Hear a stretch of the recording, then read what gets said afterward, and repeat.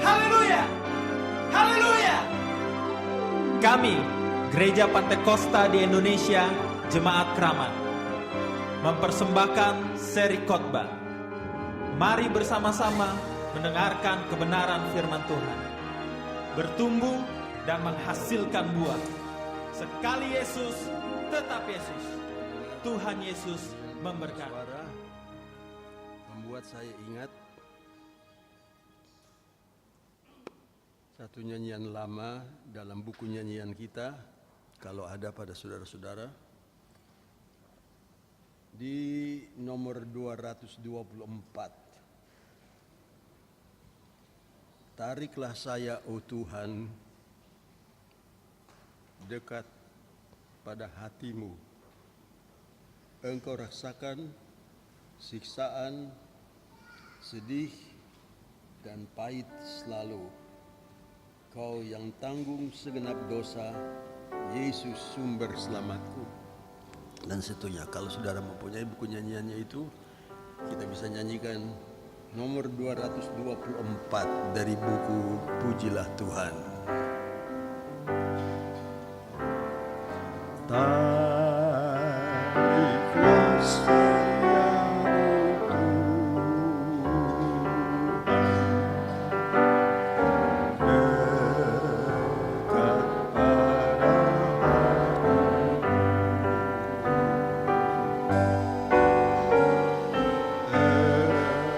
engkau rasakan siksaan,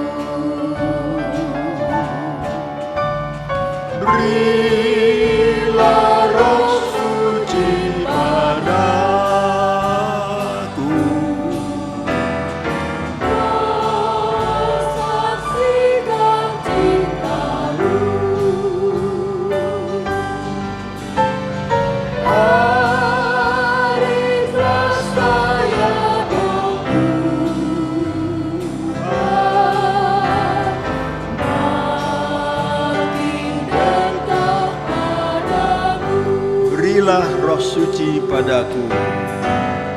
Berilah roh suci padaku. Kau saksikan cintamu. Tariklah saya, oh Tuhan.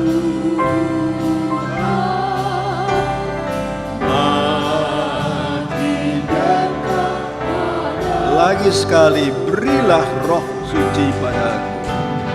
Berilah roh suci padaku. Mau saksikan cintamu. Tariklah saya, oh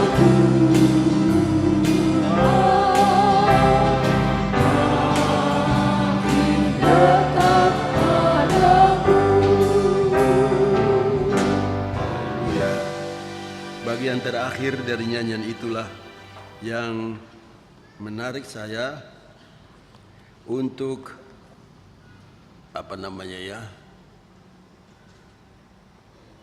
memulaikan apa yang Tuhan berikan kepada saya untuk diberitakan kepada saudara berdasarkan Injil Matius pasal 5 ayat 13. Itu pokoknya yang kita jadikan untuk tahun 2016 ini. Kalau saja Tuhan bisa penuhi permohonan kita, berilah roh suci padaku, mau saksikan cintamu. Dari Injil Matius pasal yang kelima ayat yang ke-13. Kita semua tahu ayatnya yang berkata, Tuhan Yesus berkata kepada murid-muridnya, sebab dalam Matius pasal 5 ayat 1 di sana dikatakan bahwa ketika Yesus melihat orang banyak itu, naiklah ia ke atas bukit, dan setelah ia duduk, datanglah murid-muridnya kepadanya. Maka Yesus pun mulai berbicara dan mengajar mereka. Katanya, nah situlah mulai ayat 2, mulai ayat 3 itu, terus sampai ke pasal yang kelima, yang merupakan satu pengajaran yang Tuhan berikan kepada murid-muridnya tentang berbahagialah, berbahagialah, berbahagia itulah. Jadi sangat berbahagia kita kalaupun bersambung nanti dalam ayat 13 yang berkata, kamu adalah garam dunia. Jika garam itu menjadi tawar, dengan apakah ia diasinkan? Tidak ada lagi gunanya selain dibuang dan diinjak orang. Tetapi sekarang kalau kita balis lagi katanya, berbahagialah kalau ini. Dan kamu garam dunia. Jadi termasuk di dalam kamu adalah garam dunia itu adalah kebahagiaan kita. Kita berbahagia kalau Tuhan berkata kepada kita, kamu adalah garam dunia. Tetapi jika garam itu menjadi tawar, dengan apakah ia diasinkan? Tidak ada lain gunanya selain dibuang dan diinjak orang. Nah itulah saudara-saudara, semua bersambung dari ayat yang pertama itu. Bagaimana Tuhan mengajar kepada murid-muridnya. Isinya dari pelajaran ini adalah bagaimana kita bisa menjadi orang yang berbahagia, sangat berbahagia, selamat. Dikatakan sini, berbahagialah orang yang miskin di hadapan Tuhan, berbahagialah orang yang berduka cita, berbahagialah itu, berbahagia terus sampai ayat yang ke-12 dan masuk ke ayat 13. Kamu adalah garam dunia. Jadi kalau itu semua bersambung, maka kita bisa menarik kesimpulan bahwa menjadi garam dunia, kalau Tuhan tunjukkan bahwa kita adalah garam dunia, maka itu bagian daripada kebahagiaan kita.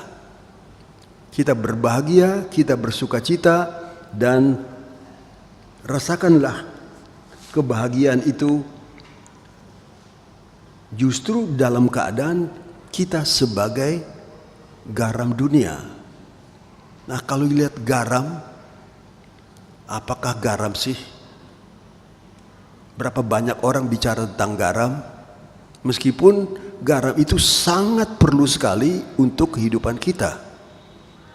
Garam itu yang menyenangkan kita pada waktu kita makan, dan rasanya enak sekali kalau ada garam. Tetapi di samping itu juga, garam itu juga adalah satu bahan pengawet. Sehingga kalaupun daging kita sudah kebanyakan di rumah, tidak tahu mau diapakan lagi, barangkali mau dibuang sayang, mau disimpan bagaimana. Nah, campur dengan garam, maka daging itu pun diawetkan, bisa tahan lama karena jadi dendeng. Dan begitulah juga kalaupun ada ikan lantas terlalu banyak di rumah, barangkali kita tidak tahu harus apakan, ya sudah diawetkan saja jadi ikan asin, saudara-saudara. Dan berbahagialah kita dalam perkara-perkara kecil itu juga. Nah, apalagi yang akan kita lihat dalam ayat 13 ini, yaitu Tuhan berkata, kamu adalah garam dunia. Jika garam itu menjadi tawar, dengan apakah ia diasinkan? Tidak ada lagi gunanya selain dibuang dan diinjak orang. Itulah risikonya juga kalau sampai garam kita itu lalu menjadi tawar. Nah, saudara-saudara, kalau sekarang kita membaca juga dalam Injil Markus, di pasal yang ke-9, Injil Markus pasal yang ke-9 di ayat yang ke-50. Maka di sini kita membaca suatu keterangan tambahan tentang garam. Garam itu saya tadi katakan adalah sesuatu yang menyenangkan kita kalau kita makan. Jadi makanan itu tidak hambar, tetapi ada asinnya, senang sekali buat kita. Di samping itu, maka di dalam Markus pasal 9 ayat 50, garam memang baik. Garam memang baik. Tetapi jika garam menjadi hambar, dengan apakah kamu mengasinkannya? Jadi garam itu keadaannya memang baik, tidak ada salahnya. Nah, apakah kebaikan daripada garam itu? Kalau toh dikatakan garam memang baik. Nah, kita tentu bertanya, apa kebaikan daripada garam itu? Sifat daripada garam itu yang menunjukkan kebaikannya, yaitulah, saudara-saudara, garam itu mempunyai pengaruh yang baik. Pada waktu kita lapar, kita mau makan, kalau makanannya itu blah, tidak ada artinya, tidak ada rasanya, maka rasanya tidak enak. Tetapi kalau ada garamnya, makanan pun menjadi enak, disenangi sekali. Nah, yang membuat garam itu jadi baik adalah dia mempunyai pengaruh. Bisa membuat orang senang, yaitu kalau garam itu cukup kita makan, dan juga bisa menjadi orang tidak senang. Nah, pengaruh inilah yang kita mau lihat dalam ayat ini yang saya mau kemukakan, bahwa nomor satu adalah garam itu baik adanya, dan dia mempunyai pengaruh, dapat mempengaruhi keadaan orang. Barangkali sudah tadinya ya diundang makan, barangkali ya masih mau makan apa tidak, masih senang makan atau tidak, ada nafsu makan atau tidak. Tapi kalau makanan itu ada garamnya, maka lantas berkata, wah enak juga. Kemarin malam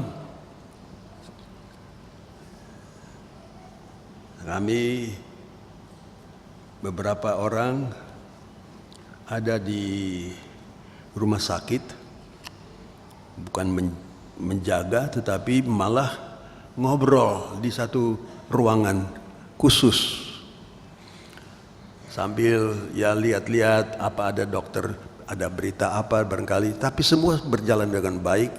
Istri di rumah sakit ngobrol-ngobrol, datang seorang ibu beritahukan lebih dahulu, ada makanan datang. Wah, makanan datang, saya sudah bilang sudahlah, baru dengar makanan datang rasanya sudah langsung kenyang. Apalagi waktu dia datang, aduh udah kenyang, terlalu kenyang dia bilang. Saya bilang tidak ya, sudah terlalu kenyang. Waktu dia keluarkan satu mangkok makanan Jepang, dan kenyang. Waktu diambil di situ ada daging, lama nggak makan daging nih rasanya, dirasa langsung lapar lagi saudara-saudara. Yang tadi sudah bilang sudah kenyang sekali, tiba-tiba daging itu yang rasanya asinnya langsung lapar, habis saudara-saudara. Sampai yang memberi itu juga sampai tertawa, kok tadi bilang kenyang, kok sekarang masih bisa bikin habis makanannya. Itu pengaruh daripada garam. Saya hanya katakan itu pengaruh daripada garam. Baik sekali. Nah, itulah juga dengan kehidupan kita. Kalau di sini bahwa kehidupan ini banyak sekali dipengaruhi oleh garam. Dan untuk itu saya lalu ingat kepada beberapa ayat. Bahagianya atau tidak bahagianya orang dalam hidup di dalam dunia ini dengan membaca ke dalam surat Korintus yang kedua. Dalam surat Korintus yang kedua, jadi ada dua surat Rasul Paulus kirimkan kepada jemaat di Korintus. Memang Korintus adalah satu kota besar. Rasul Paulus pun pernah berkhotbah di sana, lalu memberitakan Injil ke sana. Saya masih ingat sekian banyak puluh tahun yang lalu. Lalu pemimpin perjalanan berkata sana, mari Pak, mari berdiri di atas mimbar ini. Karena Rasul Paulus pernah berdiri di atas ini. Waduh, rasanya apa saya sama seperti Rasul Paulus kah? Tetapi itulah perasaannya saja. Ya saudara-saudara, pengaruh dari sesuatu. Saya pernah ke Jerman, pergi di satu gereja Pentakosta, lalu gembalanya ajak saya duduk di bangku sini. Kenapa? Sebab di bangku sini pendeta, siapa pendeta yang terkenal dari Jerman itu ya namanya? Siapa? Ya itulah. Saya duduk di sini sebab dia kalau libur biasanya bekerja di Afrika dengan jutaan orang, tapi kalau dia datang di sini, dia tidak kerja, dia cuma duduk di sini sebab dia anggota dari gereja itu. Meskipun dia pendeta besar, tetapi kalau dia kembali ke gereja semula dia menjadi anggota, disitulah dia duduk. Nah sekarang dikatakan duduk di sini, pengaruhnya waduh, saya dia hormati barangkali sama seperti pendeta itu. Pengaruh, saudara-saudara. Dan begitulah juga di sini bicara tentang bahwa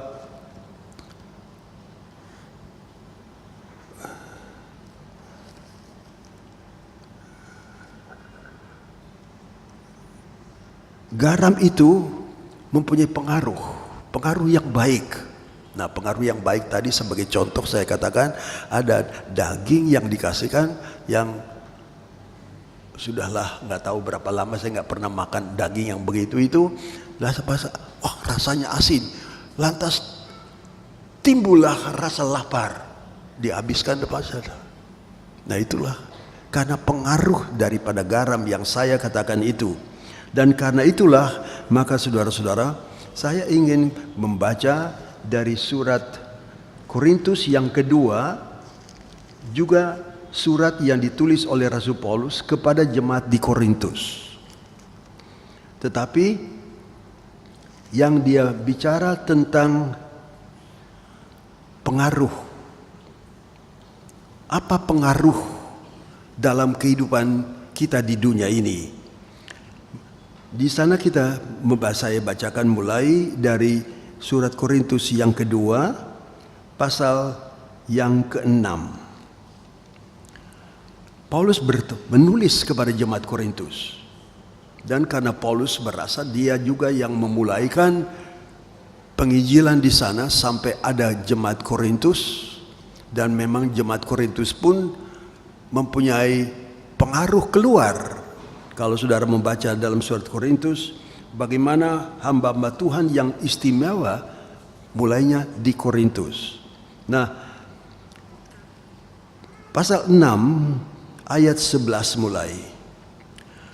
Rasul Paulus menulis dengan berkata, "Hai orang Korintus, kami telah berbicara terus terang kepada kamu." Kami, jadi Paulus dan kawan-kawannya berkata, "Kami telah berbicara terus terang kepada kamu. Hati kami terbuka lebar-lebar bagi kamu." Jadi terbuka lebar hati daripada Paulus dan kawan-kawan kepada jemaat di Korintus. Dan bagi kami, kamu ada tempat yang luas dalam hati kami. Itu dia mulai. Dia punya hati terbuka, luas, dan ada tempat yang luas. Bukan hanya dia berkata bahwa hati kami terbuka lebar-lebar bagi kamu, tetapi kalau dibuka lebar-lebar maka ada tempat yang luas dalam hati kami. Sangat terbuka untuk jemaat Korintus. Tetapi bagi kami hanya tersedia tempat yang sempit di dalam hati kamu. Dalam hati Paulus, pintunya terbuka dan tempat yang luas ada di dalam hati yang sudah terbuka itu. Tetapi keluhannya adalah bagi kamu ada tempat yang luas dalam hati kami, tetapi bagi kami hanya tersedia tempat yang sempit di dalam hati kamu. Sebaliknya, jemaat Korintus ini. Oleh sebab itu, ayat 13, maka sekarang supaya timbal balik, sama-sama, supaya kalau dalam hati Paulus berkata, aku mempunyai hati yang terbuka, dan di dalam hati yang terbuka ada tempat yang luas bagi kamu. Jemaat Korintus, apa yang mau kamu katakan, apa yang kamu mau ceritakan, apakah keluhanmu atau apa saja yang ada padamu, kamu boleh ceritakan kepada kami. Pintu terbuka dan tempat pun luas untuk menerima apa saja yang mereka mau beritahukan dalam hubungan mereka sebagai hamba Tuhan dengan jemaat. Maka sekarang supaya timbal balik, supaya sama-sama dong, ya, jangan kami terbuka lebar, ada tempat yang luas dalam hati kami, tapi dalam hatimu kami ini hanya diberi waktu, tempat yang kecil sekali. Jadi rasanya tidak setimpal, saudara-saudara. Maka sekarang supaya timbal balik, aku berkata seperti kepada anak-anakku. Akhirnya Paulus ambil tindakan dan berkata, aku ini seperti seorang ayahmu. Bukalah hati kamu selebar-lebarnya. Wah, itulah agak marah barangkali ya. Kok begini anak-anak ini maunya begini, tetapi mereka mau kalau mengeluh, tetapi untuk menerima sesuatu dari Paulus hanya sedikit tempat dalam hati mereka. Bukalah hati kamu selebar-lebarnya.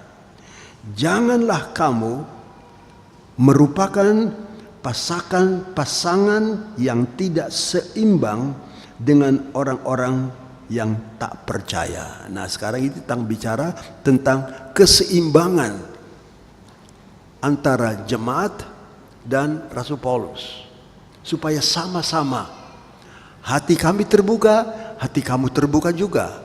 Ada tempat yang luas dalam hati kami, biar juga dalam hatimu ada tempat yang luas. Nah, karena itu sekarang dia berkata, bukalah hatimu selebar-lebarnya. Janganlah kamu merupakan pasangan yang tidak seimbang. Kok tiba-tiba tentang bicara tentang keseimbangan, Paulus berbicara tentang perkawinan. Tentang perkawinan. Nah, dengan berkata, janganlah kamu merupakan pasangan yang tidak seimbang dengan orang-orang yang tak percaya. Nah, inilah dikatakan di sini. Supaya ada keseimbangan, tetapi jangan kamu merupakan pasangan yang tidak seimbang dengan orang-orang yang tak percaya. Bicara ini adalah dalam perkawinan. Yes, Paulus berkata mula-mula, biarlah aku seperti bapa rohanimu. Aku mau berbicara terus terang, bukalah selebar-lebar hatimu. Sebagai seorang bapa. Tetapi, nah memang rahasianya di sini adalah di jemaat Korintus itu banyak orang, rupanya jemaatnya pun besar. Dan karena jemaat besar, maka berbagai macam hal yang terjadi juga dalam jemaat ini. Antara lain soal perkawinan. Dalam sinilah dia bicara dan berkata, jangan kamu menjadi pasangan yang tidak seimbang dengan orang-orang yang tak percaya. Dengan lain kata, kalau mau menikah, orang harus menikah mencari orang yang seimbang dalam percaya, dalam soal iman. Jangan yang satu sembarangan hidupnya, yang lain agak keras dalam peraturan soal perkawinan. Sebab persamaan apakah terdapat antara kebenaran dan kedurhakaan? Bagaimana kebenaran dan kedurhakaan? Kebenaran itulah firman Allah, sedangkan lawannya adalah kedurhakaan. Anak durhaka berarti anak pemberontak. Jadi kedurhakaan adalah pemberontakan.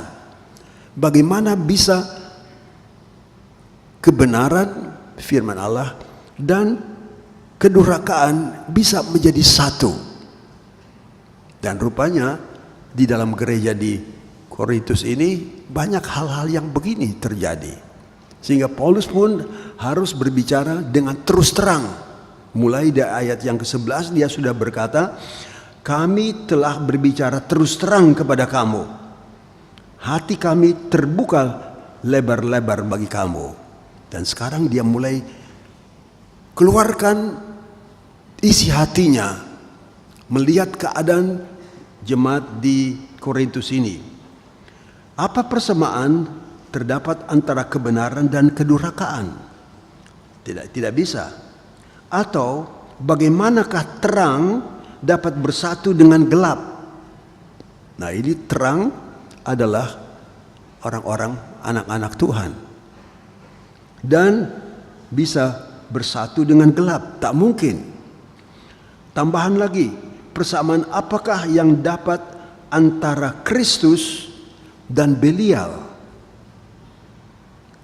Tak mungkin Kristus dengan Belial. Apakah bagian bersama orang-orang percaya dengan orang-orang yang tidak percaya? Tidak bisa. Jadi jelas sekali Paulus langsung memberikan peraturan-peraturan yang keras mengenai perkawinan, di mana siapa yang mulai lebih dahulu, siapa yang mulai cinta lebih dahulu. Dan itulah yang selalu saya bertanya juga pada waktu ada mempelai datang untuk diberkati. Seringkali saya selalu bertanya, siapa dari kamu yang cinta lebih dulu? Malu-malu kucing, saudara-saudara. Yang satu bilang satu, yang satu bilang nanti sebentar dua-dua bilang sama-sama aja. Tetapi yang mana mulai berpengaruh lebih dahulu? Dan dikatakan sini, apakah bagian bersama orang-orang percaya dengan orang-orang tidak percaya? Tidak bisa.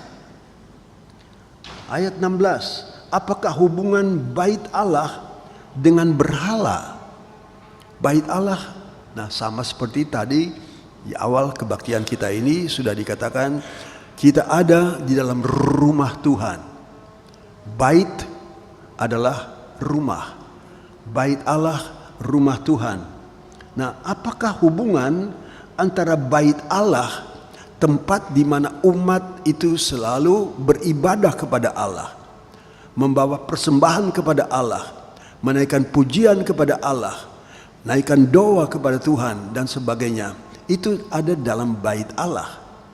Tetapi ada orang-orang yang bukan membawa pujian penyembahan kepada Tuhan dalam bait Allah, tetapi justru apa yang dia bawa adalah membawa berhala. Nah, itu kan dua hal yang sangat bertentangan satu dengan yang lain. Nah, kita lihat selanjutnya untuk melihat nanti apakah garam itu dapat lakukan. Apakah nanti pengaruh daripada garam? Kalau garam adalah orang percaya. Yesus berkata kepada murid-muridnya, kamu adalah garam dunia. Jadi dengan lain kata dia berbicara kepada orang-orang yang percaya kepada Tuhan, mereka itulah yang garam. Apakah bagian bersama orang-orang percaya dengan orang-orang tidak percaya? Susah untuk disatukan. Apakah hubungan bait Allah dengan berhala?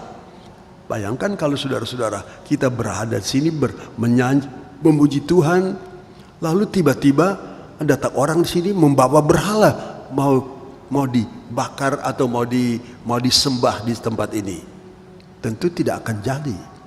Karena itulah pengaruhnya yang berbeda. Karena kita adalah bait dari Allah yang hidup, menurut firman Allah ini. Nah sekarang dia berkata, karena kita adalah bait Allah yang hidup, bukan membawa berhala-berhala, bukan percaya kepada berhala. Kita bait Allah yang hidup, tidak dapat bergabung dengan berhala. Karena kita adalah bait dari Allah yang hidup, menurut firman Allah ini, aku akan diam bersama-sama dengan mereka dan hidup di tengah-tengah mereka, dan aku akan menjadi Allah mereka dan mereka akan menjadi umatku. Nah inilah sekarang kita lihat pengaruh daripada kamu yang adalah garam. Karena kita adalah bait dari Allah yang hidup, jadi kita ini orang-orang yang percaya, kita inilah yang disebut sebagai garam. Menurut firman Allah, inilah yang kami katakan kepadamu, aku akan diam bersama-sama dengan mereka. Tuhan berkata, aku akan diam bersama-sama dengan mereka. Karena Tuhan suruh kepada Musa untuk membangun sebuah bait Allah. Belum sebesar yang dibangun oleh Raja Salomo, bukan sebesar seperti yang dibangun dengan kekayaan dari Raja Daud, tetapi bait Allah di zamannya Musa adalah satu hal yang sangat sederhana, dibuat dari kayu dan dibuat begitu rupa bisa dibongkar pasang. Sebab bangsa ini suka berpindah-pindah, belum mempunyai tempat yang tetap bagi mereka. Dan karena itulah dikatakan ini, aku akan diam bersama-sama dengan mereka. Ini satu ayat yang diambil dari kitab Keluaran pasal 25 ayat 8. Waktu Allah berkata kepada Musa, Musa katakan kepada bangsa Israel, mereka harus membangun sebuah bait Allah. Karena Allah mau tinggal bersama-sama dan di antara umatnya. Bangsa Israel belum begitu banyak tapi sudah mulai bertumbuh. Lalu Allah berkata, kalau Musa dan seluruh bangsa Israel membangun sebuah bait Allah yang kecil. Nah itulah yang disebut tabernakel dari Musa. Bukan tabernakel dari Salomo, bukan tabernakel dari Daud, tetapi tabernakel dari Musa. Yang sangat sederhana. Tetapi Allah berkata, aku akan diam bersama-sama dengan mereka. Dan dalam pelajaran tabernakel Musa, saudara tahu bahwa kalau di sini didirikan bait Allah itu, tabernakel Musa, maka bangsa Israel 12 suku bangsa tinggal mengelilingi bait Allah itu. Dan itulah Allah berkata, Allah aku akan tinggal di antara atau bersama-sama dengan mereka, dengan bangsa Israel. Semua ada di satu kompleks, dan bait Allah yang didirikan oleh Musa, disitulah Allah tinggal bersama-sama dengan umat Israel dan hidup di tengah-tengah mereka, dan aku akan menjadi Allah mereka dan mereka akan menjadi umatku.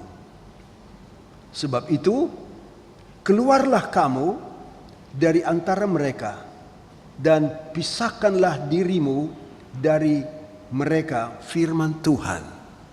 Nah sekarang keluarlah kamu dari mereka. Dari siapa? Ini sekarang bicara tentang jemaat Korintus. Bukan lagi tentang bait Allah yang dibangun oleh Musa, tetapi jemaat Korintus.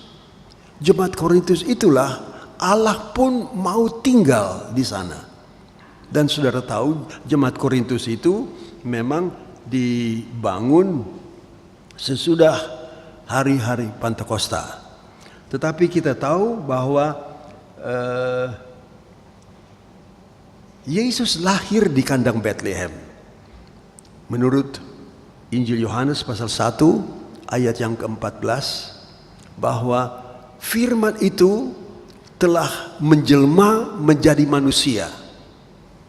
Firman itulah Yesus. Dialah datang ke dalam dunia ini menjadi sama dengan manusia. Filipi pasal 2 ceritakan hal itu. Kita semua sudah kenal ayatnya itu. Bahwa Yesus yang adalah roh adanya. Allah itu tidak pernah dilihat oleh manusia dalam keadaan Allah sendiri. Tetapi waktu Yesus lahir di kandang Bethlehem, maka disitulah Allah yang tidak dapat dilihat oleh manusia menjadi Allah yang bisa dilihat, yang berbentuknya seperti manusia, berbicara sama seperti manusia, mempunyai mata bisa melihat sama seperti manusia, mempunyai telinga bisa mendengar sama seperti manusia. Dan baru situlah Yohanes 1 ayat 18 berkata bahwa manusia melihat dan tahu bahwa ada Allah. Itulah pengaruh daripada Allah untuk dapat dikenal, dapat dilihat, dapat berbicara dan sebagainya bersama-sama dengan manusia, dan hidup di tengah-tengah mereka, dan aku akan menjadi Allah mereka dan mereka akan menjadi umatku.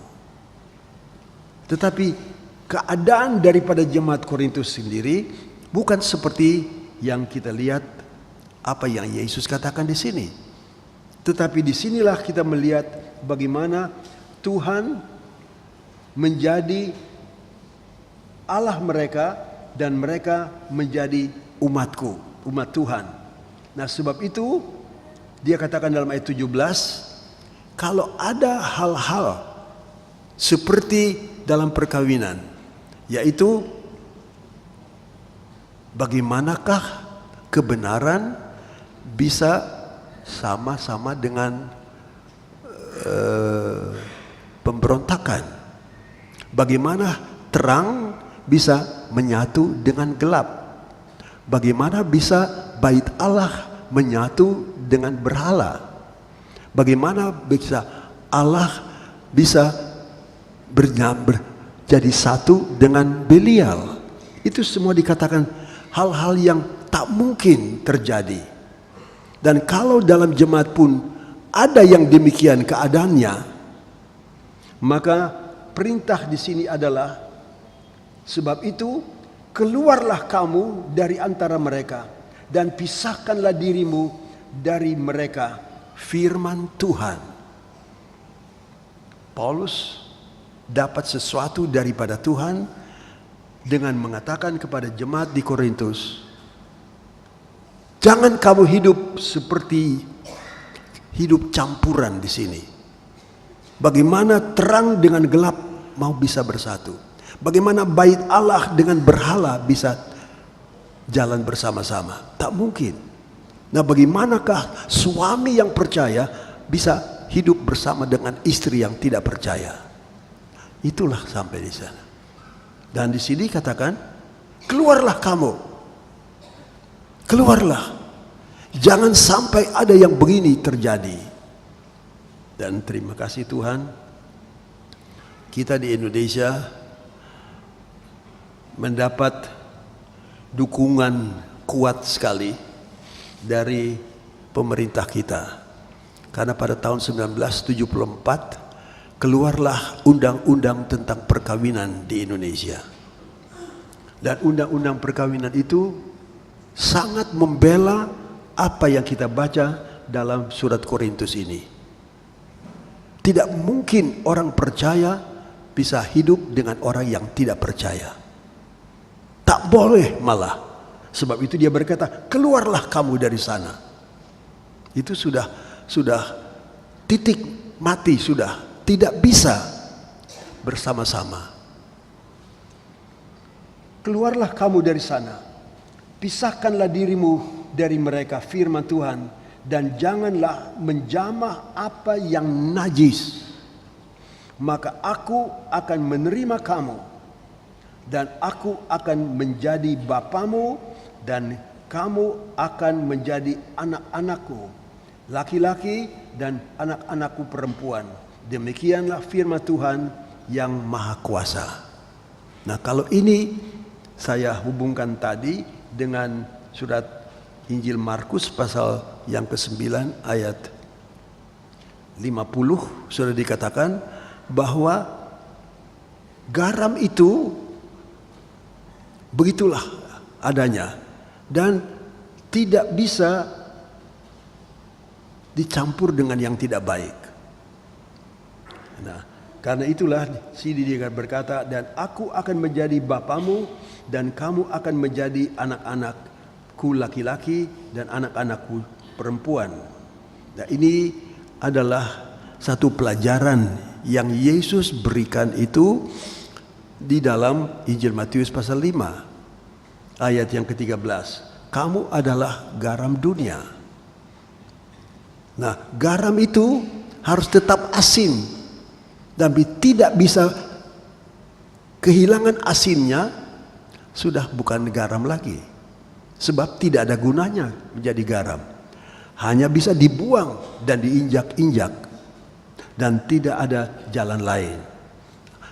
Begitu kerasnya Rasul Paulus pun menjadikan peraturan-peraturan yang harus dijaga dalam kehidupan gereja. Jangan sampai terpengaruh oleh perkara-perkara lain. Haruslah menurut firman Tuhan. Nah, saudara-saudara, itu dikatakan sana. Apa yang Tuhan telah satukan dalam Alkitab dikatakan, maka tidak ada manusia dapat menceraikan. Tetapi di sini, kalau orang baru mau menikah, lalu ternyata tidak sama-sama beriman, jangan. Itu peraturan yang dikatakan di sini. Bagaimana yang gelap dan yang terang itu bisa dijadikan satu? Bagaimana bait Allah dengan berhala bisa jadi satu? Tidak mungkin. Sebab itu saya bergirang, saya katakan tadi bahwa pemerintah kita ini tahun 74 ya. Kalau sekarang nanti saya kurang tahu. Karena goncangan-goncangan yang terjadi secara politis sekali sudah tidak tahu bawa kemana. Tapi pada waktu itulah keluar peraturan. Dalam undang-undang perkawinan itu dikatakan bahwa pernikahan sebaiknya adalah orang-orang yang seiman. Kalau perkawinan campur orang yang beriman dan orang yang tidak beriman, sampai sekarang saya belum melihat peraturan boleh. Tetapi hanya bisa dijadikan kalau toh mau, kalau toh dipaksa mau, toh jadi sekalipun suami percaya, istri tidak percaya, istri percaya, suami tidak percaya, toh bisa jadikan pernikahan dalam undang-undang kita adalah harus dibawa ke pengadilan negeri. Pengadilan negerilah yang akan menentukan boleh pasangan ini menjadi suami istri ya atau tidak. Meskipun berbeda iman kepercayaan mereka. Nah, Rasul Paulus rupanya melihat ada bahaya kalau terjadi perkawinan dengan dua orang yang berbeda imannya. Sehingga inilah yang dia pakai sebagai contoh. Bagaimana terang dengan gelap bisa sama-sama. Bagaimana bait Allah dengan berhala bisa menjadi sama-sama. Jadi ini pelajaran baik buat pemuda-pemuda kita dan pemudi-pemudi kita. Kalau mau menikah, mikir-mikir. Daripada Paulus berkata, keluarlah kamu dari situ. Tidak boleh. Wah, bagaimana rasanya saudara? Jauh-jauh hari sudah dikasih tahu, jangan. Tetapi kalau toh hal yang demikian jadi, nah itulah yang saya sekarang mau bacakan dalam surat Korintus yang pertama. Surat Korintus pertama di pasal yang ke-7. Di sana kita membaca mulai di ayat yang ke 1 Korintus pasal yang ke-7 di ayat yang kita lihat dalam ayat yang ke-12.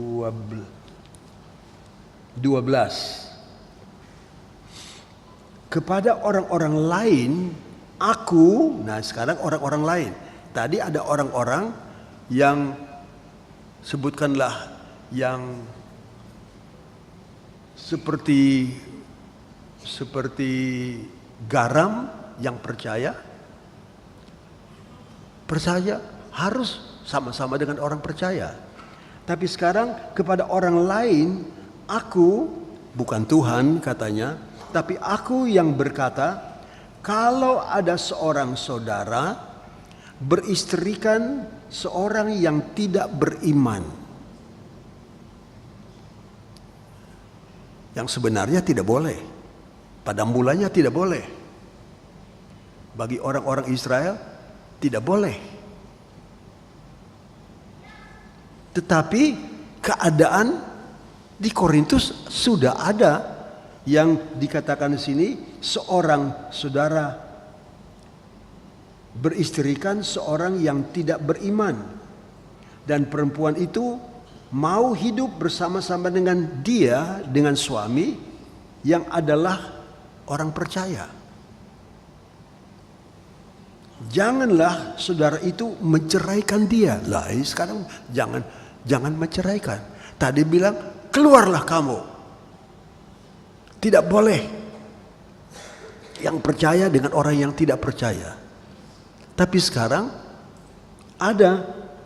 terdapat dalam jemaat ini orang-orang yang beriman dan istrinya adalah orang yang tidak beriman, atau perempuan ataupun juga perempuan yang beriman suaminya tidak beriman.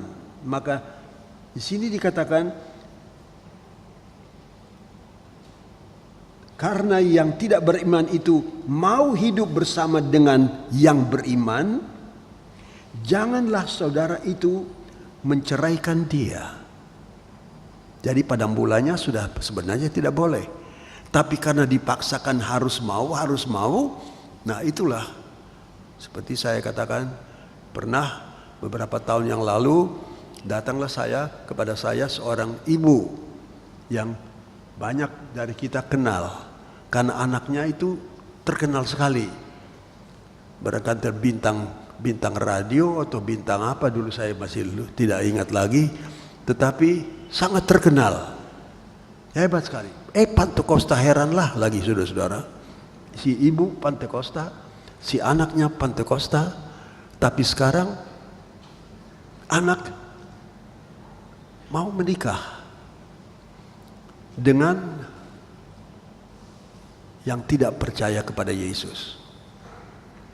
Orangnya kebangsanya Arab. Nah, sudah jelas tidak cocok. Si ibu datang kepada saya, "Bro, tolong dong. Anak saya ini habis mau di apa lagi? Mereka sudah cinta." Ya, sudah cinta. Tapi saya tidak dibolehkan untuk mengawinkan. Untuk mengadakan acara perkawinan buat dia, saya tidak bisa. Sebab dalam undang-undang perkawinan ada tertulis begitu. Kalau toh mau, silakan. ada kantor pengadilan negeri di jalan apa tuh, dekat Ketapang sana. Gitu, pergi ke sana. Jadi rupanya dia pergi ke sana. Tapi karena memang dua-dua sudah I love you, pemerintah ketok, hakim kata boleh, silakan. Nah, bolehlah. Nah, kemana mereka kemudian pergi, di mana mereka sekarang ada, aku tidak tahu. Cari dulu nanti, ada di sorga atau tidak. Urusannya urusan lain kan. Tetapi disinilah Alkitab berkata, kalaupun perempuan yang tidak beriman itu masih mau hidup bersama-sama dengan si laki-laki yang beriman, janganlah saudara itu menceraikan dia. Tetap sama. Waduh, ini kan tadi dikatakan tidak bisa, kok sekarang bisa? Nah, itu sebabnya saya katakan kepada saudara, kalau kita mempelajari sesuatu dalam Alkitab, keheranan dari Alkitab adalah di mana kita temukan sesuatu yang kita tidak mengerti. Percayalah, ada ayat lain yang akan membuat kita bisa mengerti. Karena apa? Semua datang dari Allah. Sumbernya adalah dari Allah. Jadi Allah lah tahu apa yang terbaik. Dan kalau ada seorang istri bersuamikan seorang yang tidak beriman, dan laki-laki yang tidak beriman itu mau hidup bersama-sama dengan dia, istri yang beriman, janganlah ia menceraikan laki-laki itu. Karena suami, sampai situ. Mengapa? Jangan diceraikan. Biarkan mereka hidup dulu. Karena suami yang tidak beriman itu dikuduskan oleh istrinya, dan istri yang tidak beriman itu dikuduskan oleh suaminya. Nah, saudara mungkin akan timbul pertanyaan, mana suami bisa menguduskan istri? Bagaimana istri bisa menguduskan suami? Kita semua dikuduskan, kita semua diselamatkan bukan oleh manusia. Surat Efesus pasal 2, kita semua diselamatkan oleh anugerah daripada Allah. Karena Yesus datang untuk menolong kita semua. Nah, disinilah kita tahu apa ini maksud dengan laki-laki yang beriman bisa menguduskan istri yang tidak beriman. Dan inilah yang saya mau katakan, seperti pengaruh daripada orang yang beriman bisa mempengaruhi orang yang tidak beriman, sampai yang tidak beriman menjadi beriman. Nah, inilah satu tantangan yang hebat yang kita hadapi sekarang ini, banyak terjadi dalam banyak rumah tangga. Antara suami dan istri tidak ada kesatuan pendapat. Karena ini adalah orang beriman, yang satu tidak beriman. Mau diapakan dia ini? Nah, karena jalan keluarnya adalah Tuhan memberikan kepada setiap suami yang percaya. Kalau istri tidak punya percaya, suami berkewajiban untuk, bagaimana seorang yang tidak punya percaya bisa menjadi percaya? Apa jalannya?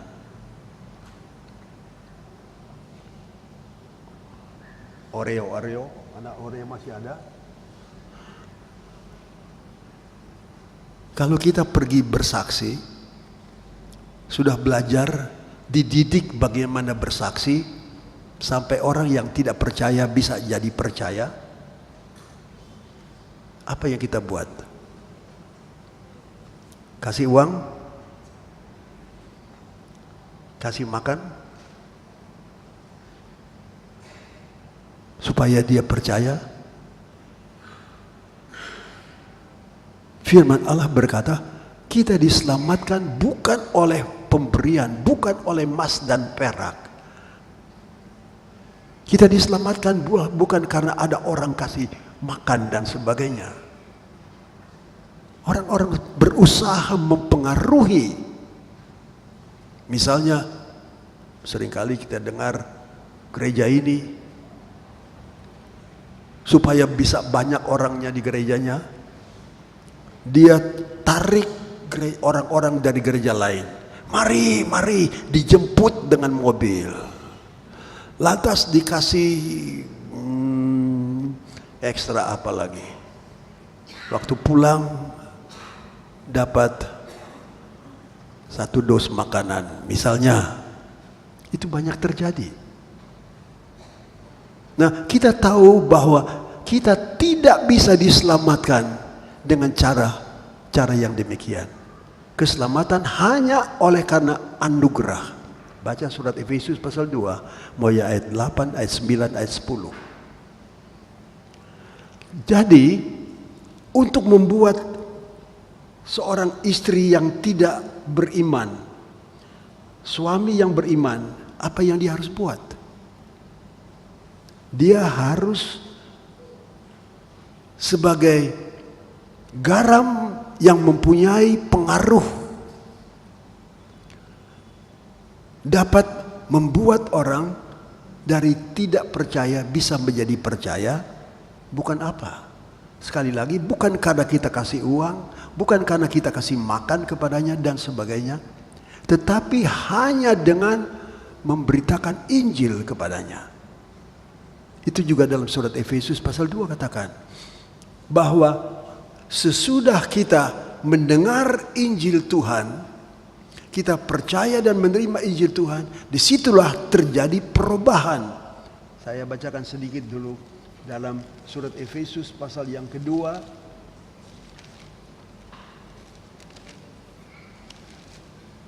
Efesus pasal yang kedua di ayat yang ke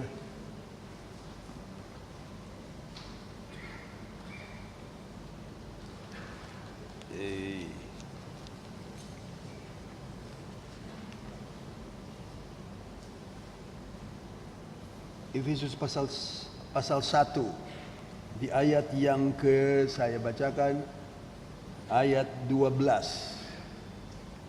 Supaya kami yang sebelumnya telah menaruh harapan pada Kristus. Jadi sudah menaruh harapan pada Kristus, sudah mulai percaya kepada Kristus, boleh menjadi puji-pujian bagi kemuliaannya. Jadi pengaruh kita di dalam Dia, kamu juga karena kamu telah mendengar firman kebenaran, yaitu Injil keselamatanmu, di dalam Dia kamu juga ketika kamu percaya dimeteraikan dengan Roh Kudus yang dijanjikannya itu. Bukan sebelumnya, tapi sesudah dikatakan di sini, di dalam Dia kamu juga karena kamu telah mendengar firman kebenaran, yaitu Injil keselamatanmu, di dalam Dia kamu juga ketika kamu percaya dimeteraikan dengan Roh Kudus yang dijanjikannya itu. Jadi sampai dimeteraikan pasti adalah sesudah orang yang tidak percaya itu mendengar firman. Nah, bagaimana antara suami istri kalau satu percaya, satu adalah garam, yang lain tidak ada garam sama sekali. Nah, Tuhan berkata, kalau yang bukan garam itu, bukan orang percaya, tetapi sudah menjadi istri atau menjadi suami daripada orang yang percaya, tapi mereka toh mau tinggal sama-sama, Alkitab berkata, jangan kamu ceraikan mereka. Karena apa? Itulah kesempatan buat orang yang tidak percaya menjadi percaya. Siapakah yang bisa menolong dia? Yang garam itu, si suami yang sudah percaya, dialah yang berkewajiban mendapat kesempatan untuk menangkan istrinya yang belum percaya supaya bisa percaya kepada Tuhan Yesus. Nah, inilah yang tadi saya mulai dari Markus pasal yang ke-9 ayat yang ke-50. Memang garam itu baik. Apa kebaikannya adalah? Kebaikannya adalah dia mempunyai pengaruh keluar. Dia tidak tinggal diam. Kalau toh ada yang demikian, kalau toh dalam rumah tangga ada yang tidak beres antara suami istri, jangan lantas sudah cerai aja sudah. Kalau toh mereka masih mau tinggal sama-sama dengan alasan apapun juga, tetapi jangan sampai diputuskan. Pakai kesempatan untuk menangkan orang yang belum menerima Tuhan, yang belum mendengar Injil, supaya mereka bisa dengar Injil dan bisa percaya kepada Tuhan dan dapat dimeteraikan dengan Roh Kudus daripada Tuhan. Hebat sekali. Perubahan yang luar biasa. Dari tidak percaya kepada Tuhan bisa karena dengar Injil.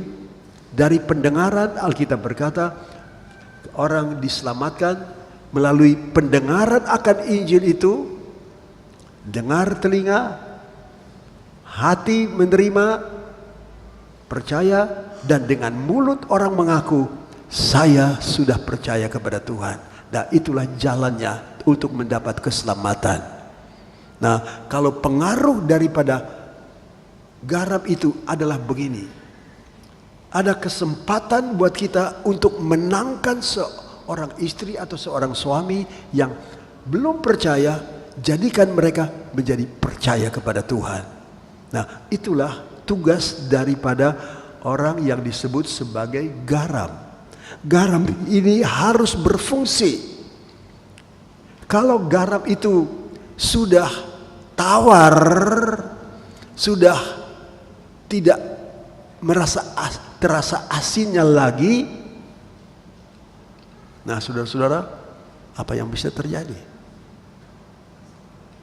Jadi yang saya mau katakan di sini, kewajiban daripada orang yang sudah percaya kepada Tuhan, kalau mempunyai teman yang belum percaya kepada Tuhan, yang mempunyai istri yang atau suami yang belum percaya kepada Tuhan, maka perintahnya adalah jangan diceraikan, tetapi justru injili sampai dia bisa menerima Yesus sebagai juru selamat. Haleluya.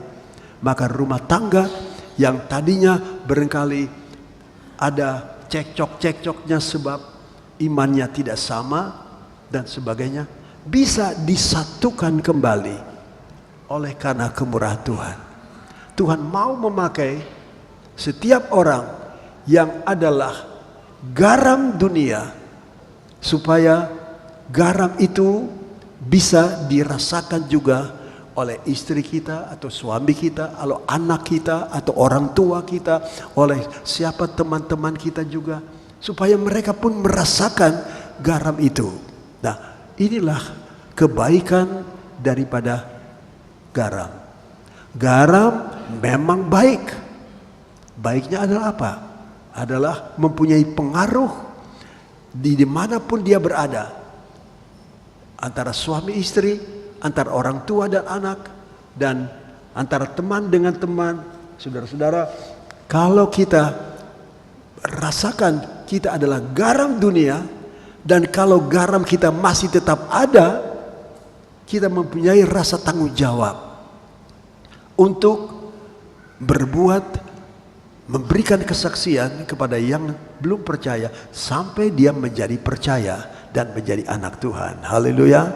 Nah, itu sebabnya saudara-saudara, kalau tadi kita bernyanyi dari buku nyanyian kita dan berkata, tariklah aku Tuhan dan berikan aku roh sucimu supaya aku bisa menjadi berkat buat lain orang. Nah, itu ya maksudnya itu Tuhan. Jadi bukan sampai kita tinggal diam. Kalau kita tinggal diam, besok lusa cepat atau lambat pasti garam tidak akan ada asinnya lagi. Dan kalau garam sudah tidak ada asinnya, sebab tidak berfungsi garamnya itulah, yang merasa pun sudah merasa nggak enak. Dirinya sendiri pun sudah merasa tidak enak. Hati-hati. Kalau garam sudah kehilangan asinnya, telah menjadi tawar, maka tidak ada lagi gunanya sama sekali. Gunanya hanya satu, yaitu apa? Untuk dibuang. Dibuang. Dan dibuangnya kemana? Nantilah saya akan kemukakan lagi dari firman Allah nanti. Apa yang akan terjadi kalau kita sebagai garam lalu tidak mempunyai keinginan lagi, tidak mempunyai semangat lagi untuk, seperti tadi kata, justru kepada istri atau kepada suami, kepada anak, kepada orang tua, injili mereka, bawa ke mereka kepada Tuhan, tariklah mereka kepada Tuhan, maka Tuhan akan bekerja dengan perkara yang luar biasa. Dan itulah yang Tuhan mau dalam rumah tangga kita, dalam pekerjaan kita dimanapun. Sehingga tadi dikatakan dalam Markus pasal yang ke-9 ayat yang ke-50 adalah, saya bacakan lagi Markus pasal 9 ayat yang ke-50 berbunyi, garam memang baik, tapi jika garam menjadi hambar, tawar, dengan apakah kamu mengasingkannya? Dan untuk itu hendaklah kamu selalu mempunyai garam dalam dirimu dan selalu hidup berdamai yang seorang dengan yang lain. Apalagi antara suami dan istri dalam rumah tangga. Jangan cecok karena yang satu punya beriman, yang satu tidak punya iman. Tapi mintalah kepada Tuhan supaya kamu selalu mempunyai garam dalam dirimu. Nah, siapakah yang memberi garam itu? Tuhanlah yang memberi garam. Dan karena itulah kita mempunyai tanggung jawab ini. Hendaklah kamu selalu mempunyai garam dalam dirimu dan selalu hidup berdamai yang seorang dengan yang lain. Pengaruh inilah akhirnya orang yang belum mempunyai iman akan disenangkan, dikuduskan oleh suami atau istri yang sudah mempunyai iman. Dan inilah saya kira sangat perlu sekali untuk jemaat mengetahui. Rasul Paulus menulis surat kepada jemaat Korintus karena lihat hal-hal yang tidak beres yang ada terjadi dalam jemaat Korintus. Sampai ada anak tidur dengan ibunya. Itu ada terjadi dalam surat Korintus. Kalau tidur ya, kalau anak kecil tidur dengan mama. Tapi tidur anak dengan ibu itu bicara soal lain, saudara-saudara. Tidur yang bagaimana? Nah, itulah sampai kenajisan yang begitu terjadi dalam jemaat di Korintus. Maka dikatakan, biarlah kamu selalu sebagai orang yang adalah garam, selalu mempunyai garam dalam hidupmu, yaitu menangkan orang yang salah, orang yang tidak benar, supaya dalam rumah tangga ada ibadah kepada Tuhan, bait Allah yang hidup itu ada dalam rumah tangga, dan ada damai. Sehingga dikatakan sini, maka hendaklah kamu selalu mempunyai garam dalam dirimu dan selalu hidup berdamai yang seorang dengan yang lain. Ada banyak orang dalam satu jemaat, ada banyak orang dalam satu kota, ada banyak orang. Siapakah yang harus berbuat apa? Jangan sampai garam kita sudah tidak asin lagi, hanya bisa dibuang saja dan tidak ada yang mau beli, dikasih pun tidak mau barangkali. Kalau sudah garamnya itu sudah tidak asin lagi, ada orang mau kasih ini garam yang sudah tidak asin lagi, saudara mau beli? Jangan beli. Dikasih pun kita tidak mau terima barangkali. Karena memang tidak ada gunanya lagi.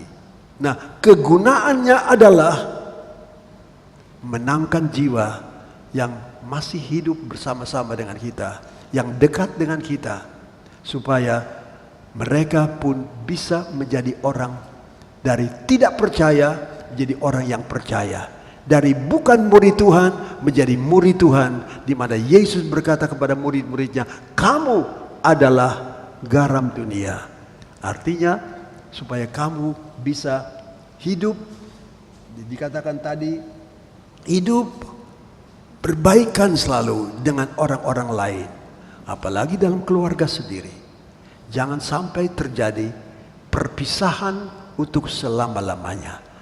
Tapi kiranya kita tetap mau Tuhan berikan kepada kita Roh Kudus kita, supaya kita dapat mempengaruhi orang, istri atau suami pun yang tidak percaya. Tuhan janji bisa kalau kita mau. Kecuali kita sudah tidak punya semangat lagi, garamnya sudah tidak asin lagi. Saudara berkata, kamu ajalah. Nah itu. Tapi biarlah selalu garam ada dalam dirimu, maka Tuhan akan memakai. Ada gunanya. Tapi kalau sudah tidak ada asin dalam kita, tidak ada gunanya. Tapi kalau kita masih hidup, masih bisa bergunalah kehidupan kita. Kegunaannya apa? Bukan untuk dibuang, tetapi justru untuk membawa orang yang belum mengenal Tuhan menjadi orang yang mengenal kepada Tuhan. Mulai dalam rumah tangga sendiri, antara suami istri, antara orang tua dan anak-anak. Sekarang ini sangat banyak sekali orang tua yang mengeluh karena melihat anak-anak mereka tidak percaya kepada Tuhan. Mengapa? Mengapa tidak diajarkan lebih dahulu? Mengapa anak-anak ke sana, anak ke sana? Tidak pernah anak-anak dengan orang tua makan semeja. Nah, seringkali saya katakan kepada saudara, Mazmur 128, berbahagialah orang laki-laki yang bekerja dan dari hasil pekerjaannya dia dapat menghidupkan seluruh keluarga. Dan istrinya bagaikan pohon anggur yang indah dalam rumah tangga mereka. Dan anak-anak duduk bersama-sama semeja, sehingga makanan dari orang tua adalah makanan anak-anak. Makanan anak-anak adalah makanan orang tua. Tidak bertentangan makanannya. Yang satu mau makan ini, yang satu mau makan ini, satu mau makan ini. Ramai terus di meja makan. Tidak cocok. Tapi kalau saja anak-anak bisa makan makanan rohani yang sama yang dimakan oleh orang tua. Orang tua pun makan rohani, makanan rohani yang sama yang dimakan oleh anak. Berbahagialah itu. Nah, itulah berbahagianya. Kamu adalah garam dunia. Keuntungan kita kalau kita semua tetap percaya kepada Tuhan dan menjalankan tugas kita selama kita masih bergerak dan masih ada asinnya dalam kehidupan kita ini. Jangan lupa, jadilah saksi kepada mereka yang belum mengenal Tuhan, supaya mereka semua juga akan menerima Tuhan sebagai juru selamat mereka. Haleluya. Itulah yang saya ingin kemukakan. Sehubungan dengan garam itu mempunyai pengaruh. Pengaruhnya adalah membuat orang yang sudah tidak tahu karena hidupnya sudah kacau sama sekali. Tetapi kalau kita yang mempunyai garam, bagikan garam itu kepada seorang yang tidak tahu apa enaknya makan makanan yang ada garam. Dia dari tadi berkata tidak mau makan, artinya waktu rasa enaknya makanan, bisa lapar lagi seperti saya lakukan kemarin malam. Tadinya udah kenyang, nggak usah lagi, nggak usah kenyang. Sudah kenyang. Dirasakan sedikit, habis semua. Ada pengaruh daripada garam. Pakailah itu untuk kemuliaan nama Tuhan, dan Tuhan akan memberkati kita semua. Haleluya. Percayalah, garam. Di gereja Ketapang sudah mulai sedikit beken lah, mulai dikenal nyanyian baru yang dibuat oleh istri dari saudara Paul Rungkat, yaitu kamu adalah garam dunia, kamu adalah garam dunia. Dan begitu nyanyiannya itu adalah ayat di dalam Matius pasal 5 ayat 13. Dan kalau itu dinyanyikan, semangat bisa bangkit lagi, saudara-saudara.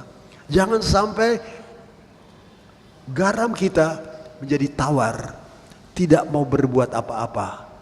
Tetapi bangkitlah melakukan sesuatu supaya yang tidak punya garam juga merasakan enaknya garam dan senapnya kehidupan sebagai orang yang berbahagia, sebagai orang yang dalam Matius pasal 5 dikatakan, berbahagialah orang ini, berbahagia, termasuk berbahagialah kamu yang adalah garam dunia dalam dunia ini, yang menjadi berkat buat lain orang, dan nama Yesus dipermuliakan dan dibesarkan.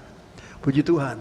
Maukah saudara menyerahkan diri saudara dipakai oleh Tuhan untuk menangkan kaum keluarga kita yang belum mengenal Tuhan, menangkan anak-anak yang belum mengenal Tuhan? Bukannya tidak mungkin, bisa terjadi. Tidak gampang, apalagi kalau anak ini, kalau bukan anak-anak kecil. Kalau anak-anak kecil, ajari Yesus cinta saya, dia nyanyi Yesus cinta saya. Tetapi kalau orang-orang sudah besar, anak-anak pun sudah mulai besar, dia bilang, mama papa mau apa sih? Saya kan tahu juga, saya tahu apa artinya hidup. Nah, itu yang sukar untuk kita. Tetapi dengan kemurahan Tuhan, percayalah, Tuhan mau pakai kita menjadi berkat buat lain orang. Dan kita pun menjadi orang yang bahagia karena Tuhan pakai kita menangkan orang lain untuk Yesus Kristus. Puji Tuhan. Kita berdiri bersama-sama untuk berdoa kepada Tuhan. Tuhan, tariklah aku. Jadikanlah aku dekat dengan Engkau, supaya sumber daripada keasinan daripada garam adalah Tuhan. Dan kalau kita dekat dengan Dia, Dia pun akan memberkati.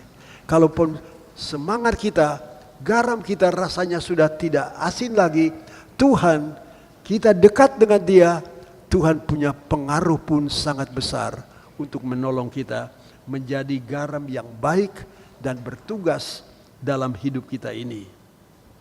Kita nyanyikan nyanyian tadi, tariklah saya Tuhan kepadamu, dalam halaman atau dalam ayat yang ke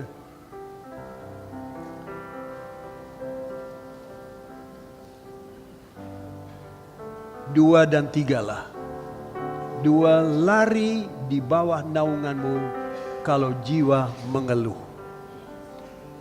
Lari di bawah naunganmu kalau jiwa mengeluh.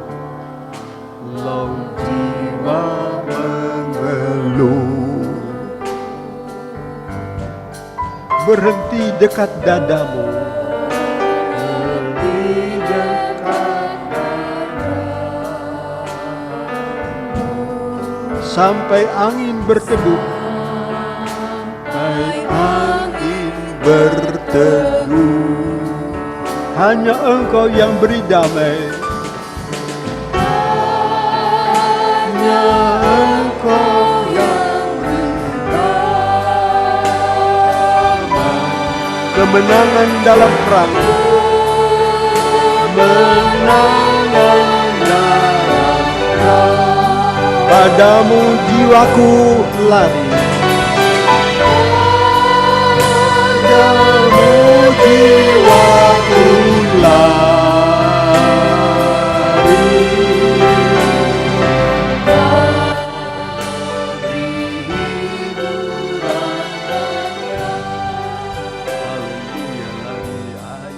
ketiga.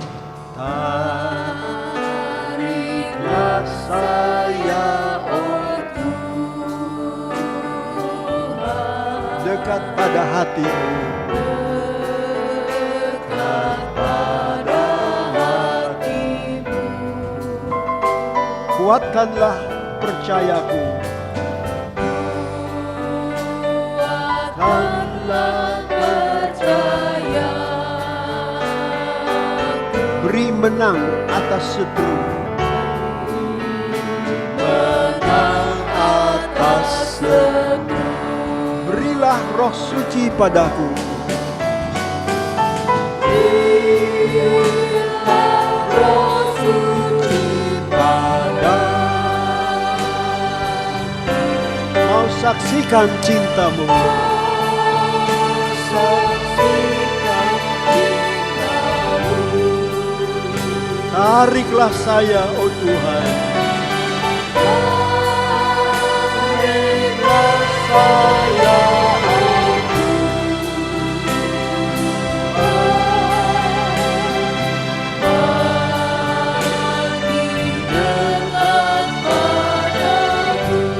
Lagi berilah Roh-Mu suci, berilah Roh suci.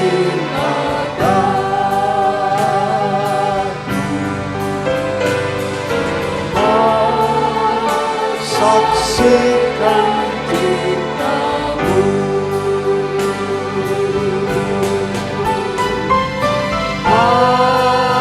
tariklah saya, oh Tuhan,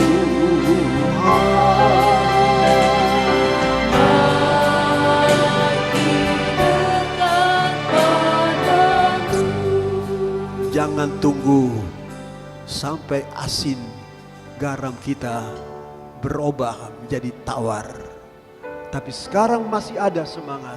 Kalau sekarang masih ada rasa, masih mau hidup menjadi berkat buat orang lain. Inilah saatnya buat kita mengambil keputusan. Tuhan, pakai saya. Saya tidak tahu berapa lama lagi kita akan hidup. Tetapi kalau kita masih hidup sekarang ini, itu pun adalah kemurahan Tuhan. Haleluya. Nyanyian lama juga yang berkata begitu. Kalau ku masih hidup sekarang, itu hanyalah karena kebaikan Tuhan buat kita. Pakailah waktunya yang Tuhan masih mau pakai kita, supaya garam selalu ada dalam diri kita, dan kita menjadi saksi buat lain orang, dan menangkan jiwa untuk kerajaan sorga. Berilah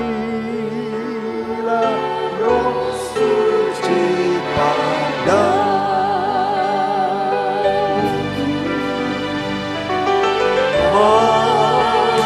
saksikan cintamu. Tariklah saya, Tuhan, tariklah saya, oh Tuhan.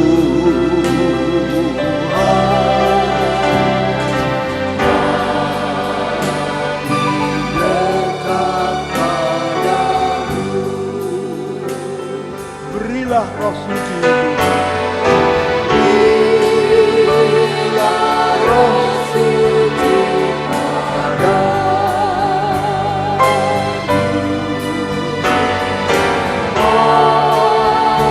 saksikan cintamu, oh tariklah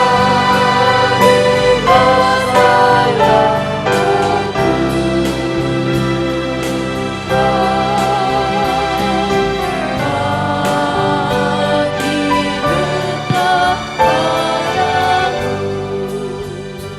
Tuhan adalah sumber dari garam. Dialah, kalau kita dekat dengan Dia, pengaruh dari garam Tuhan pun akan datang kepada kita. Kita pun akan pergi kepada mereka yang belum mengenal Tuhan, dan Tuhan menjadi sumber kekuatan kita untuk menghadapi semua. Dalam peperangan memang menangkan jiwa paling susah, saudara. Apalagi Kalau cari jiwa anak-anak, iyalah kasih permen ya, masuk sekolah minggu ya oma, ya opa. Tapi orang dewasa paling susah untuk dicari. Tetapi bukannya tidak bisa. Kalau kita mau, pasti bisa. Tuhan yang membuat kita bisa berhasil untuk menjadi berkat buat lain orang. Haleluya. Kiranya Tuhan tolong kepada kita.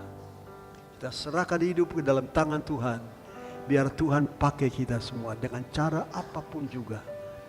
Tuhan tetapkankah saudara dan saya menjadi garam dalam dunia ini. Supaya garam ini akan mempengaruhi dunia ini. Tapi kalau salah pergunakan, ingat istri dari Lot. Karena mengeraskan hatinya, Tuhan berkata, jalan maju ke depan, jangan menoleh ke belakang. Tetapi ada sesuatu yang tetap ada dalam hati daripada istri Lot. Pada satu ketika, dia menoleh ke belakang. Apa jadinya? Istri Lot menjadi tiang garam. Tiang garam yang tidak bergerak. Hilang sama sekali, mati sama sekali. Saudara pergi ke Israel, tanya di manakah itu tiang garam, tidak ada yang tahu. Tapi saudara-saudara, Tuhan masih mempunyai kemurahan buat saudara dan saya. Pakai waktu untuk menjadi saksi bagi banyak orang yang lain, terutama yang dekat dengan kita. Apa itu istri kita, suami kita, anak-anak kita, siapapun juga, jadikan pengaruh yang Tuhan berikan kepada kita sebagai garam. Datangi mereka dan mereka pun akan menerima Yesus sebagai juru selamat mereka. Haleluya. Terima kasih Tuhan Yesus untuk malam ini kami belajar sedikit dari firman-Mu. Keadaan jemaat, keadaan gereja di akhir zaman itu. Yesus berkata, seperti di zaman Lot. Seperti di zaman Lot. Begitulah juga di zaman Sodom dan Gomora. Dan sekarang ini adalah di seluruh dunia keadaan Sodom dan Gomora sedang muncul, sedang menghebat jadinya. Tetapi Tuhan kiranya tolong supaya kita jangan sampai kehilangan rasa asin dari garam kita, tetapi masih ingin bersaksi. Meskipun berhasil tidak berhasilnya tergantung dari orang itu. Tapi kalau dari kita saja mau kita jalankan apa yang Tuhan berikan kepada kita, lalu berkata, Tuhan tariklah aku datang dekat Engkau, supaya hidupku ini dipengaruhi oleh garam yang ada pada Tuhan. Maka kami pun tidak akan tinggal diam. Karena Sion kita tidak akan tinggal diam. Tapi kita akan coba jalankan tugas kita masing-masing di dalam pekerjaan Tuhan. Haleluya. Terima kasih Tuhan Yesus. Terima kasih kiranya firman-Mu tertanam baik dalam kehidupan kami. Supaya kami jangan sampai kehilangan rasa asin dari garam dalam hidup kami. Sehingga kami tidak ada gunanya lagi. Tetapi justru sekarang kesempatan yang Tuhan masih berikan kepada kami, kiranya Tuhan kami gunakan waktu yang baik Engkau berikan kepada kami untuk menjalankan garam hidup kami ini menjadi berkat juga buat lain orang. Terima kasih Tuhan Yesus, nama Tuhan dipermuliakan dan dibesarkan.